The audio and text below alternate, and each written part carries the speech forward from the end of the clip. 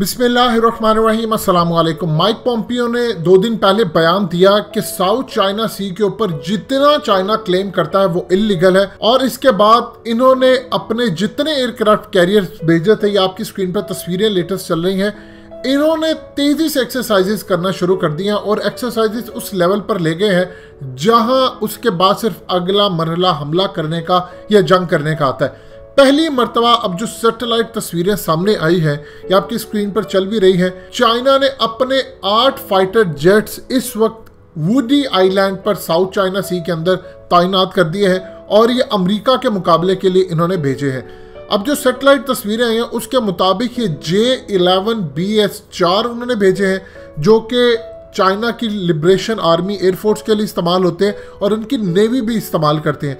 मजीद discuss करने से पहले इस वीडियो को लाइक करें, हकीकत टीवी को सब्सक्राइब करें और बेल आइकन पर ज़रूर क्लिक करें।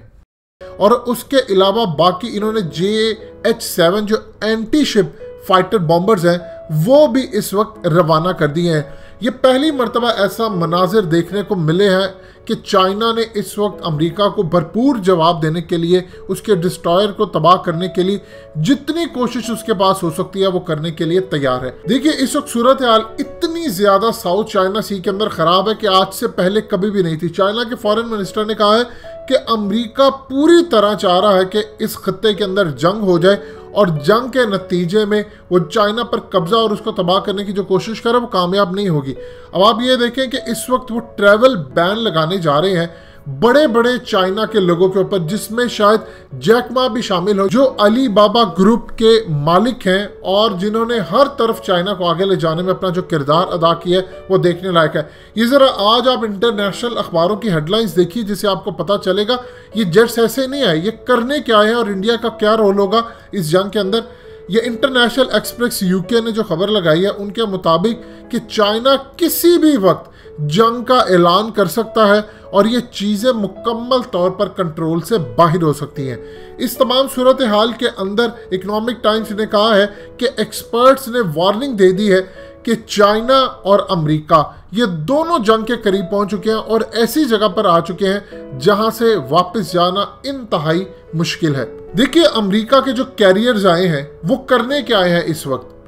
चाइना इस वक्त लद्दाख और दूसरी साइड से कतन परेशान नहीं है, क्योंकि उसको पता है कि जैसे ही वो पाकिस्तान को आवाज़ देगा, पाकिस्तान उस वक्त लड़ाई के लिए आगे हो जाए। लद्दाख से वो एंटर है, इंडिया को तो वो काबू कर चुके हैं और जब ज़रूरत पड़ेगी तो यहाँ कश्मीर की साइड पर पाकिस्तान की फौजें ऑलरेडी तैयार है और उन लोगों को भी फिर जेलों से रिहा कर दिया जाएगा, जिससे इंडिया डरता है और कहता है कि इनको आपने कश्मीर में लड़ने के लिए क्यों भेजा।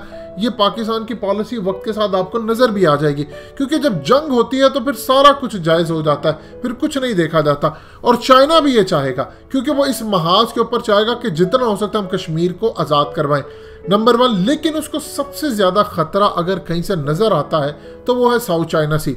देखिए, इंडिया की साइड से क्या है कि पाकिस्तान अल्हम्दुलिल्लाह कैपेबल है, पाकिस्तान इंडिया को दबोच सकता है, क्योंकि चाइना की फौजें 2 लाख उन्होंने स्पेयर रखी हुई हैं फौजें जिन्होंने इंडिया के साथ लड़ना है। वो 2 लाख लद्दाख से लड़े, दूसरी साइड से लड़े, वो अलग है। बाकी चाइना की करीबन जो 22 लाख फौज है उसमें से बाकी 20 लाख दूसरे महाजों के लिए है, मुख्तलिफ आइलैंड्स पर है, मुख्तलिफ जगहों पर है। लेकिन साउथ चाइना सी के अंदर उसको प्रॉब्लम इसलिए आ रही है कि Vietnam, Philippine, Indonesia, Taiwan, even के हांगकांग को भी वो तैयार करे।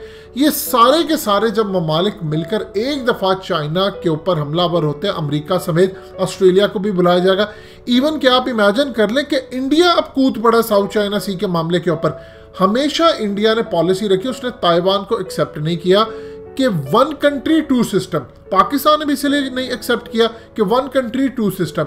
अब इंडिया आकर कहता है कि अमेरिका के जो क्लेम है वो बिल्कुल ठीक है। चाइना ने आकर 90% जो टेरिटरी जो कहता है कि वो वाटर्स के ऊपर कब्जा चाहता है साउथ चाइना सी, वो इलीगल है। यानी अब इंडिया के पर निकला है, क्योंकि वो अमेरिका के बयान के ऊपर मसल दिखा रहा है। अब इस सूरत हाल के अंदर चाइना थोड़ा सा परेशान तो है, क्योंकि अगर आप 7-8 ममालिक एक साथ हमलावर हो जाते हैं तो उसके बाद चाइना के पास हर तरह के ऑप्शन मौजूद है। चाहे वो इलेक्ट्रोमैग्नेटिक पल्स वेपन इस्तेमाल करके पूरे के पूरे अमेरिका के शहर की बिजली बंद कर दे, इलेक्ट्रिक ग्रिड बंद कर दे, इंडिया के अंदर ये काम कर दे, इवन कि ऐसी सूरत हाल होगी तो सबसे ज्यादा जानते हैं किसका खतरा होगा, सबसे ज्यादा अगर ट्रबल किसी को आएगी तो वो इंडिया को आएगी।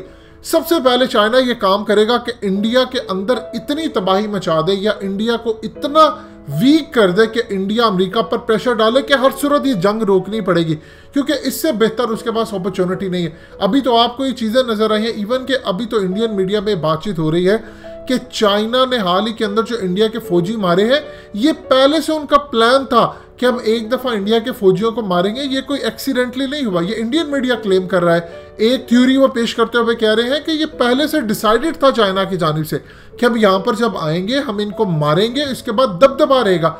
अगर ये बात सच मान ली जाती है इंडिया की, तो आप सोच लीजिए फिर उनके अगले प्लान्स क्या होंगे। अगर उनके अगले प्लान्स में ये हुआ कि हमने इनका कोई राफेल गिराना है या कुछ करना है, तो फिर इंडिया कहाँ जाएगा। लिहाजा चाइना ने इस वक्त पूरी तैयारी यहाँ पर साउथ चाइना सी के अंदर जंग की है।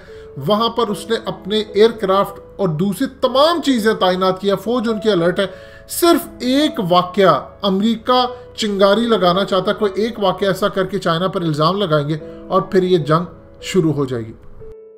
दोस्तों, हकीकत टीवी को सब्सक्राइब करना मत भूलिए, वीडियो को लाइक करें, शेयर करें और कमेंट सेक्शन में अपनी राय का इजहार जरूर करें।